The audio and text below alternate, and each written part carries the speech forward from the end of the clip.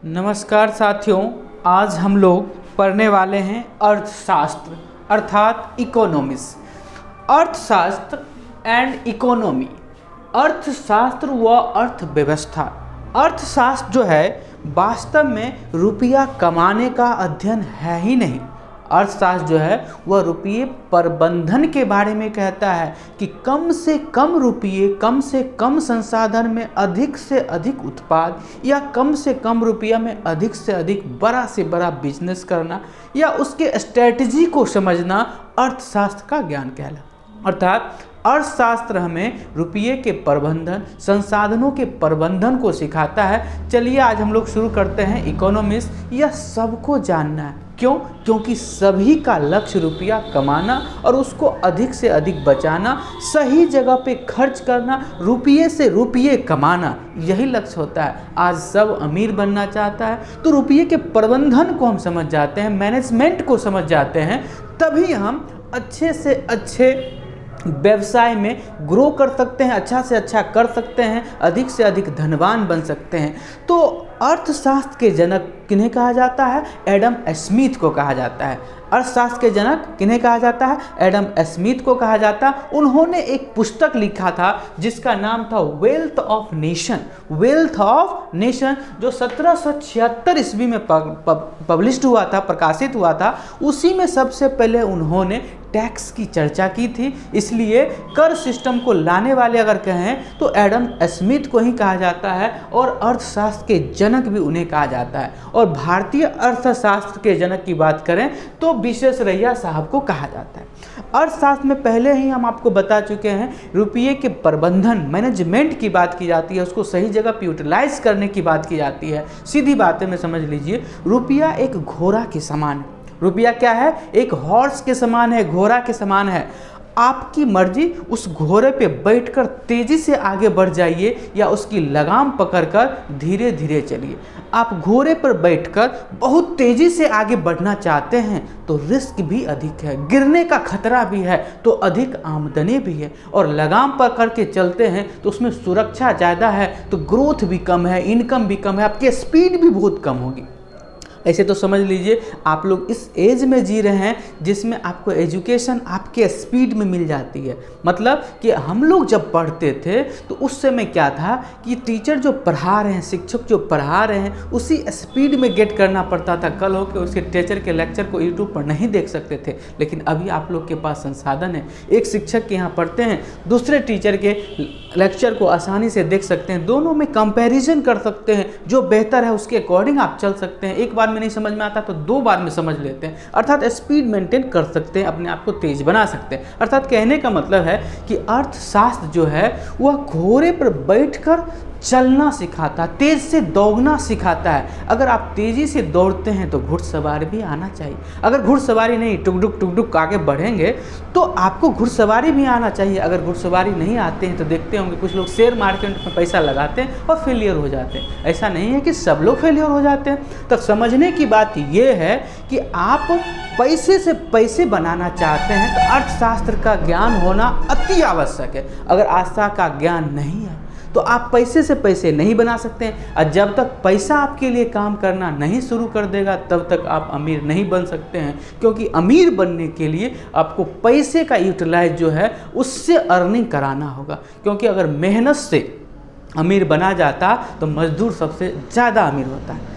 अकल से अगर अमीर बना जाता, सिर्फ चतुराई से, अगर मानसिक चतुराई से बना जाता है तो लोमड़ी जंगल का राजा होता। ऐसी बात नहीं है, आपको ओवरऑल सारी बातों को समझना होगा। अर्थात हमने जो कहा कि आपको घुड़सवारी करना है, रुपया घोड़ा के समान है, आप उस पर चलकर जितना तेज़ी से आगे बढ़ सकते हैं उतने जीवन में सफल होते हैं। तो आइए हम लोग इकोनॉमिक्स की समझ को पहले बिल्ड करते हैं। इकोनॉमिक्स ज़रूरत क्यों है, इसलिए हमने आपको चर्चा की। इकोनॉमिक्स में, अर्थशास्त्र में जहाँ से रुपया आता है उसी को हम लोग सेक्टर कहते हैं। क्या कहते हैं? सेक्टर। ऐसे समान रूप से आप पढ़े होंगे या जानते होंगे कि 3 सेक्टर होते हैं, प्राइमरी, सेकेंडरी और टर्शियरी। लेकिन ऐसी बात नहीं है। ये सेक्टर जो होते हैं जहाँ से आमदनी के स्रोत होते हैं उसे ही सेक्टर कहते हैं, या उसे क्षेत्रप कहते हैं। क्या कहते हैं? क्षेत्रप। क्षेत्रप कहा जाता है। इसको 3 भागों में बांटा गया है। इसको कितने भागों में बांटा गया है? 3 भागों में बांटा गया है। पहला है नेचर के आधार पर। किसके आधार पे?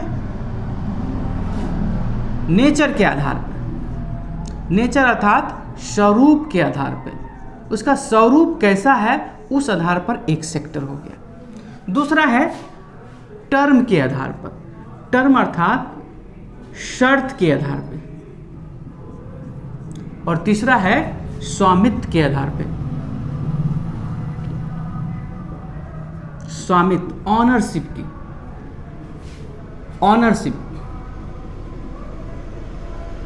ऑनरशिप के आधार पर मालिक कौन है। इस प्रकार से 3 सेक्टर में बांटा गया। अर्थात अर्थव्यवस्था को जहां से, अर्थात आपकी अर्थव्यवस्था को जहाँ से आमदनी आते हैं, रुपये आते हैं, कमाई होती है, उसी को क्या कहते हैं? सेक्टर कहा जाता है, क्षेत्र कहा जाता है। और उसको 3 भागों में बांटा गया है। एक है नेचर के आधार पे, दूसरा है टर्म एंड कंडीशन, शर्त के आधार पे, और तीसरा है ऑनरशिप, मालिकाना हक, स्वामित्व के आधार पर। इस प्रकार से 3 भागों में बांटा गया। सबसे पहला सेक्टर है नेचर के आधार का, सबसे पहला, जिसको कहते हैं प्राथमिक क्षेत्र। क्या कहते हैं? प्राथमिक क्षेत्र अर्थात primary sector. Primary sector, primary का मतलब ही हुआ पहला। जब भी हम किसी वस्तु के उत्पाद का प्रयोग करते हैं, किसी वस्तु का प्रयोग करते हैं, तो वह उसकी जननी जो होती है प्राइमरी सेक्टर ही होता है, चाहे दुनिया की कोई भी वस्तुएं हैं। तो प्राइमरी सेक्टर में उन सारी चीज़ों को रखा जाता है जो प्रकृति से डायरेक्ट कनेक्ट रहता है, अर्थात जिसे हम प्रकृति से प्राप्त करते हैं, या समान रूप से समझ लीजिए जिस पर मनुष्यों का सीधा उस पर पकड़ नहीं है, वो अपनी इच्छानुसार से उसमें कमी ज़्यादा नहीं कर सकता। जैसे कि कृषि हो गया,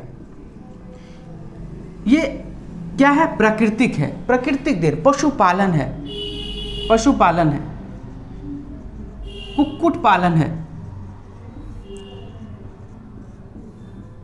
सेरीकल्चर है, मधुमक्खी पालन है। इस प्रकार से जो प्रकृति से आते हैं, जैसे हम गेहूँ कृषि से आते हैं, मक्का, गेहूँ कृषि, गन्ना सब कृषि से आते हैं। ये प्राइमरी सेक्टर उसे कहते हैं, प्राथमिक सेक्टर उसे कहते हैं जो प्रकृति से संबंधित होता है। और जो प्रकृति से होता है यह प्रकृति पे बहुत हद तक निर्भर करता है। जैसे कि खनन, आप अपनी हिसाब से जिस जगह चाहेंगे वहाँ हीरा नहीं निकाल सकते, कोयला नहीं निकाल सकते, पेट्रोलियम नहीं निकाल सकते। यह किस पे निर्भर करता है? प्रकृति पे निर्भर करता है, नेचर पे निर्भर करता है। अर्थात इसलिए इसको क्या कहते हैं? नेचर के आधार पर। अगर पहला सेक्टर देखा जाए तो कौन सा सेक्टर है? प्राइमरी सेक्टर, प्राथमिक सेक्टर, जो प्रकृति से सीधा संबंधित है और उसी से उसका उत्पादन होता है। जितने भी हम लोग भोज्य पदार्थ खाते हैं, पेड़ पौधे से फल, वो सब प्रकृति से आते हैं। तो ये सब कृषि, पशुपालन, बागवानी जो हो गया, ये सब किस में आ जाएंगे? प्राइमरी सेक्टर में आ जाएंगे। किस में आ जाएंगे? प्राइमरी सेक्टर में। किसके? अगर अर्थव्यवस्था को 3 भाग में हम बांटते हैं, जिसमें नेचर के आधार पर पहला, नेचर के आधार पर पहला जो सेक्टर है वह कौन सा सेक्टर है? प्राइमरी सेक्टर है। अब सीधे गेहूं जब आ गया, मक्का जो आ गया, तो उसको तो डायरेक्ट खाएंगे नहीं, गेहूं को पिसवाना पड़ेगा, मक्का को पिसवाना पड़ेगा, आलू को बनाने के लिए, सब्जी बनाने के लिए, चाहे चिप्स बनाने के लिए और प्रोडक्ट बनाने के लिए, जैसे गेहूं से बिस्किट बनाने के लिए, मैदा बनाने के लिए हमें कहाँ जाना पड़ेगा? सेकेंडरी सेक्टर में, जिसको कहते हैं द्वितीयक क्षेत्र। सेकेंडरी,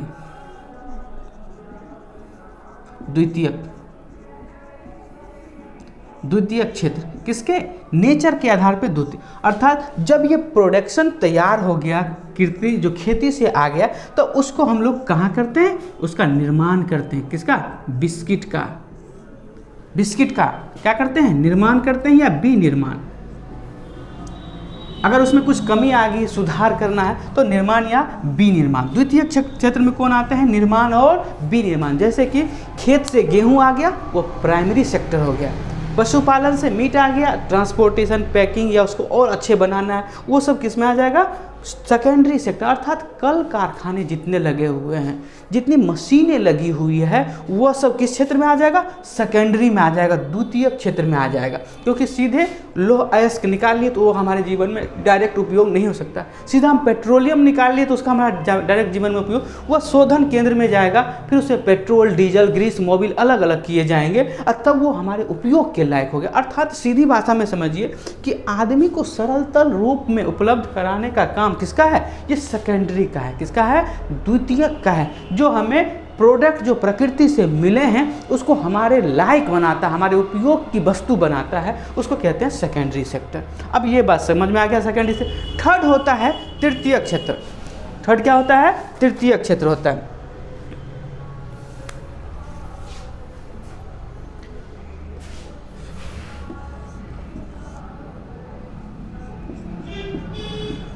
तृतीय क्षेत्र, टर्शियरी सेक्टर। टर्शियरी सेक्टर में होता है तृतीय क्षेत्र। ये जो है ना उत्पादन करता है ना बनाता है, ना उत्पादन करता है ना बनाता है। यह क्या करता है? लोगों को उपलब्ध कराता है। सीधी बात समझ लीजिए, पेट्रोलियम खनन से जो निकला वो हो गया प्राथमिक क्षेत्र। कहाँ से निकला? प्राथमिक क्षेत्र। अब उससे बन गया क्या? क्रीम, उससे बन गया ब्लीचिंग, उससे बन गया फेस वॉश। तो ये हमें कहाँ मिलेगा? तो वह दुकानों में मिलेगा। कहाँ मिलेगा? दुकानों में, जो हमें सेवा दे रही है। क्या दे रही है? सेवा दे रही है। अगर क्रीम नहीं बनता तो लड़कियां आज जो है सुर्पनखा ऐश्वर्या राय बन के नहीं घूमती। वह कहाँ जाती है? ब्यूटी पार्लर जाती है। कहाँ जाती है? ब्यूटी पार्लर जाती है और उसमें कायाकल्प करवाती है। और लड़कियां बुरा नहीं मानिएगा, क्योंकि लड़कियों के लिए जो क्रीम आते हैं और उसका यूटिलाइज उपयोग कैसे किया जाएगा, उसका मेकअप कैसे जरा वो ब्यूटी पार्लर। तो ये ब्यूटी पार्लर क्या कर रहा है? क्रीम बना रहा? बिल्कुल नहीं। क्या क्रीम बनाने के लिए जो प्रोडक्ट ज़मीन से निकाले गए या प्रकृति से निकालेंगे वहाँ नहीं, वह क्या कर रहा है? बने प्रोडक्ट पर लोगों को सेवा दे रहा है। जैसे होटल में आप खाना खाते हैं, होटल में क्या करते हैं? खाना खाते हैं। वह क्या हो गया? सेवा का क्षेत्र। कहाँ हो गया? होटल। जैसे कि हम बीमार पड़ते हैं तो इलाज कराते हैं तो क्या होते हैं? दवा। अब मान लीजिए सीधा एक एग्जाम्पल समझिए कि प्रकृति में जो गेहूं है वह विनिर्माण के लिए, निर्माण के लिए, आटा बनने के लिए कहाँ जाएगा? द्वितीय क्षेत्र में। इसको कौन ले जाएगा? ट्रांसपोर्ट ले जाएगा। कौन ले जाएगा? ट्रांसपोर्ट ले जाएगा। तो ट्रांसपोर्ट क्या हो गया? तृतीय क्षेत्र हो गया। कौन सा क्षेत्र हो गया? तृतीय क्षेत्र। अब ट्रांसपोर्ट में जा रहा है, गाड़ी उलट गई, अब उसकी सेवा के लिए, सहायता के लिए कौन आएगा? तृतीय क्षेत्र आएगा। कौन आएंगे? पुलिस आएंगे, डॉक्टर आएगा, हॉस्पिटल आएगा।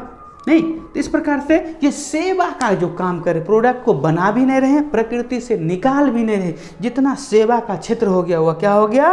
तृतीय क्षेत्र, टर्शियरी सेक्टर कहते हैं। तो ये तीन प्रकार से, मान लीजिए हम नौकरी करते हैं, शिक्षक हैं, डॉक्टर हैं, तो क्या कर रहे हैं? सेवा दे रहे हैं। तो किस क्षेत्र में आ जाएगा? इसमें सबसे अधिक आय वाले संसाधन होते हैं, इसमें सबसे अधिक लोग लगे हुए हैं, इसमें अधिक पूंजी भी लगी हुई है, इसमें इनकम के कम साधन, उससे ज़्यादा इनकम के साधन विनिर्माण होते हैं और सबसे अधिक होते हैं किसमें? ये तृतीय क्षेत्र में। जैसे कि एक किसान तरबूज उगाता है और 20 रुपया में बेचता है, तरबूज उगाता है और 20 रुपया में बेच देता है। जब वह बेच देता है तो वह आढ़त वाले लेते हैं और उसको क्या करते हैं? उससे कोई प्रोडक्ट तैयार कर देते हैं। उससे क्या करते हैं? कोई प्रोडक्ट तैयार देते हैं। वह 20 रुपये का तरबूज या जो 20 रुपये का प्रोडक्ट है वह बदल जाता है। जैसे एक उदाहरण ले लीजिए, साधारण आपको समझ में आएगा कि गाँव में भी एक आलू है। आलू किसान को कितने रुपये मिलता है? 10 रुपये वह बेच लेता है। किसान उपजाता है, उसे 10 रुपये बेच लेता। अब वह कंपनी लेती है, उसका क्या करती है? निर्माण करती है और वह चिप्स को क्या करती है? 100 रुपये किलो बेच लेती है। अब पैकेज होने के बाद वह कैसे बिक जाता है? 200 रुपये किलो दुकानों पे बिक जाता है। तो दुकान वाले अंतिम जो होते हैं वो सेवा का क्षेत्र है, वह बनाता नहीं है, आपको सर्विसेज देता है। तो ये जो सर्विस देने का काम हो गया तो यह तृतीय क्षेत्र हो गया। जैसे कि कोई कंपनी में काम करता है, वह कंपनी हो गया विनिर्माण, द्वितीय के क्षेत्र, लेकिन वहाँ जो मजदूरी करते हैं, लेबर हो गया, वह क्या हो गया? तृतीय क्षेत्र हो गया। क्या हो गया? तृतीय। जितनी भी सेनाएं हैं वह तृतीय क्षेत्र में, जितने भी डॉक्टर, इंजीनियर, जितने भी नौकरी पेशा है सब क्या है? तृतीय क्षेत्र। जितनी भी दुकानें हैं वह सब क्या है? तृतीय क्षेत्र है। जितना भी सेवा का काम कर रहा है वह सब क्या है? तृतीय क्षेत्र है। अर्थात नेचर के आधार पर सेक्टर्स को, क्षेत्र को 3 भागों में बांटा गया है, जिसमें पहला है प्राथमिक, दूसरा है सेकेंडरी और थर्ड है टर्शियरी सेक्टर। ये 3 क्षेत्र में बांटा गया। हमको लगता है कि आपको ये बात समझ में आ गई होगी कि नेचर के आधार पर कितने भागों में बांटा गया है? 3 भागों में बांटा गया है और इसी तीनों सेक्टर में नेचर के आधार पर जितनी भी चीज़ें हैं सारे आ जाएगी। जहाँ उत्पादन होगा तो वह प्राइमरी हो जाएगा, उससे निर्माण होगा तो सेकेंडरी हो जाएगा और उसको लोगों तक पहुंचाया जाएगा तो तृतीय क्षेत्र हो गया। इस प्रकार से ये 3 सेक्टर होते हैं किसके? अर्थव्यवस्था के नेचर के आधार पर 3 सेक्टर होते हैं। अगले क्लास में हम लोग समझेंगे टर्म के आधार पर और स्वामित्व के आधार पर, ऑनरशिप के आधार पर। वीडियो को अंत तक देखने के लिए बहुत बहुत धन्यवाद। मिलते हैं अगले वीडियो में।